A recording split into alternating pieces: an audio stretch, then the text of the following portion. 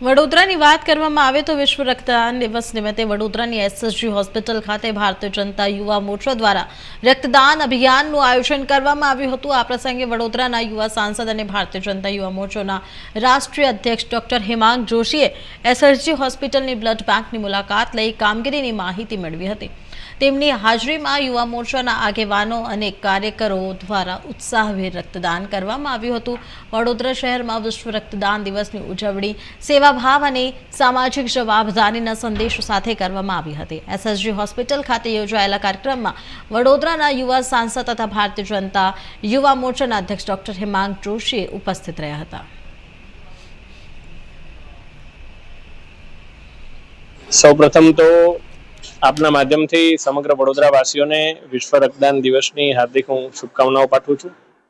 રક્તદાન એ જીવનદાન, રક્તદાન એ મહાદાન, એ જ સંકલ્પ સાથે આજે એવો એક સુવર્ણ અવસર આવ્યો છે કે આદરણીય વડાપ્રધાન શ્રી નરેન્દ્રભાઈ મોદી સાહેબના વડાપ્રધાન તરીકેના 12 વર્ષ પૂર્ણ થયા છે અને એનું જે અભિયાન રાજ્યવ્યાપી ચાલી રહ્યું છે એ સમયે જ્યારે આ દિવસ આવ્યો છે ત્યારે આજે યુવા મોરચાની સમગ્ર ટીમ સાથે મળી અને એસએસજી હોસ્પિટલ ખાતે અત્યાધુનિક જે બ્લડ બેંક છે એની મુલાકાત લીધી છે। કઈ પ્રકારે ટેકનોલોજી અને માનવબળના સમન્વયથી જે પ્રકારે રક્તદાનને કઈ રીતે સાચવવામાં આવે છે, પ્લેટલેટ કન્ઝર્વેશન, પ્લાઝમા કન્ઝર્વેશન અને એની સમગ્ર ટેકનિકને પણ મેં નિહાળી છે અને અહીંયા કોઈ પણ ડોનર રક્તદાન કરે છે તો એના રક્ત છેલ્લે સુધી બેનિફિશિયરી સુધી સારી રીતે જાય છે એનું મેં જાત અનુભવ આજે કર્યો છે। આપના માધ્યમથી હું સૌ વડોદરાવાસીઓને અને ખાસ કરીને વડોદરાના યુવાનોને અપીલ કરવા માંગુ છું કે એસએસજી હોસ્પિટલ કે જ્યાં સમગ્ર મધ્ય ગુજરાતમાં સૌથી વધારે પેશન્ટ ઇનફ્લો હોય છે અને રક્તની આટલી અછત હોય છે ત્યારે શું આપણે એવો સંકલ્પ કરી શકીએ કે આપણા અથવા આપણા પરિવારના કોઈના પણ જન્મદિવસ નિમિત્તે આપણે એસએસજી હોસ્પિટલમાં રક્તદાન કરીએ અને અચૂક રક્તદાન કરીએ। કોઈ પણ સારું રક્તદાન શિબિર આપણે આયોજન કરીએ તો એમાં પહેલો પ્રેફરન્સ આપણે એસએસજી હોસ્પિટલને આપી શકીએ જેથી ગરીબ અને જે જરૂરિયાતમંદ આપણા જે પેશન્ટ્સ છે એમને પણ આનો લાભ થાય અને એસએસજી હોસ્પિટલની રક્તદાનની જે ડેફિસિટ છે એને આપણે પહોંચી શકીએ। આ માટેનો સામૂહિક પ્રયાસ જો વડોદરાવાસીઓ કરશે તો આ હોસ્પિટલનો સ્ટાફ અને તમામ દર્દીઓ એ બંનેને એમના જેટલી પણ એફર્ટ અને એમની જે સમસ્યાઓ છે એનાથી મુક્તિ મળશે। એટલે આજે યુવા મોરચાના પણ સમગ્ર અમારા હોદ્દેદારો પણ આજે મારા સાથે રક્તદાન કરી રહ્યા છે અને આપના માધ્યમથી હું ફરી એકવાર અપીલ કરું છું કે એસએસજી હોસ્પિટલની બ્લડ બેંકમાં વધારેમાં વધારે રક્તદાન થાય એ માટેનો આપણે સૌ પ્રયત્ન કરીએ।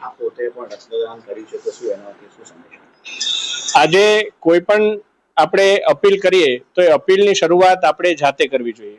આ વાત અમે કોઈ પણ કાર્યકર્તા શીખ્યા હોય તો સૌથી પ્રથમ આદરણીય વડાપ્રધાન શ્રી નરેન્દ્ર મોદી સાહેબ પાસેથી શીખ્યા છે કારણ કે જ્યારે વેક્સિન કોરોનાની આવી ત્યારે સૌ પ્રથમ વેક્સિન એમણે એમના હાથમાં લઈ અને સમગ્ર દેશને એની સુરક્ષાનો સંદેશો આપ્યો હતો।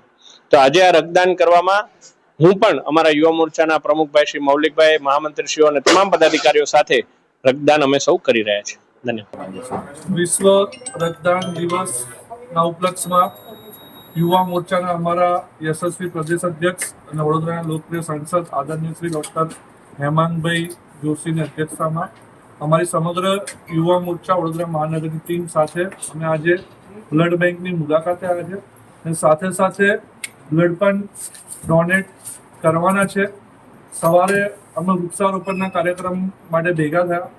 હેમાંગભાઈએ સવારે ન્યૂઝપેપર વાંચ્યું હશે, આજના ન્યૂઝપેપરમાં આપણે સૌ વાંચ્યું હશે કે આજે બ્લડ બેંક છે એસએસજી હોસ્પિટલની જે ગવર્મેન્ટ બ્લડ બેંક છે માં 50% કરતાં પણ વધારે અછત બ્લડની છે। એટલે તમે વિચારો કે અહીંયા જે દર્દીઓ એડમિટ થતા હોય છે એ લોકોને બ્લડ ક્યાંથી મળશે જો આપણે ડોનેટ જ નહીં કરીએ। એટલે એમને સવારે અમને કાર્યકર્તાઓને કીધું કે આપણે બધા અહીંયાથી કાર્યક્રમ પતાવીને સીધા બ્લડ બેંકમાં જઈશું, ત્યાંની મુલાકાત લઈશું, ત્યાં જાતે પહેલા બ્લડ ડોનેટ કરીશું અને આગામી દિવસોમાં વોર્ડ વાઇઝ બ્લડ કેમ્પનું આયોજન કરીશું એસએસજી બ્લડ બેંકને સાથે રાખીને જેથી આગામી દિવસોમાં આજે બ્લડની અછત સર્જાય છે એને ઓછી કરી શકાય એ માટે પ્રયત્ન કરતા છીએ।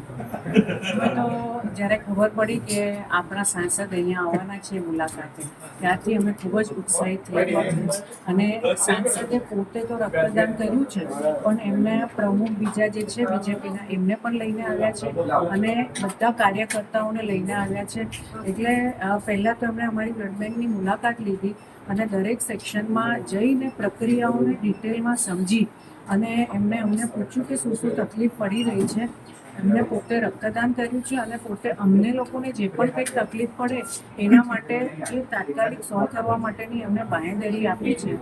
એટલે હું એમનો અને એમના સાથે જે પણ લોકો આવ્યા છે દરેકનો ખૂબ ખૂબ હૃદયપૂર્વક આભાર માનું શું છું. મુખ્ય તકલીફો હોય છે અને કેવું નિરાકરણ માટે કેવી રજૂઆત કરી? બસ એટલે મેં ખાસ કરીને એમને એ જ રજૂઆત કરી છે કે સાહેબ જે પણ અત્યારે યુવાનો છે આપણા શહેરમાં એ દરેક લોકો જો રેગ્યુલર રક્તદાન કરે તો અમારે લોકોને જે ક્રાઇસિસ ચાલી રહી છે ખાસ કરીને ઉનાળામાં તો અમને લોકોને એ ન થાય. તો એમણે એવું મને તરત જ કહી દીધું કે દરેક વોર્ડમાં હવે અમે લોકો વોર્ડ વાઇઝ દરેક અઠવાડિયે કેમ્પ રાખીશું અને SSG હોસ્પિટલને એમાં ઇન્વોલ્વ કરીશું.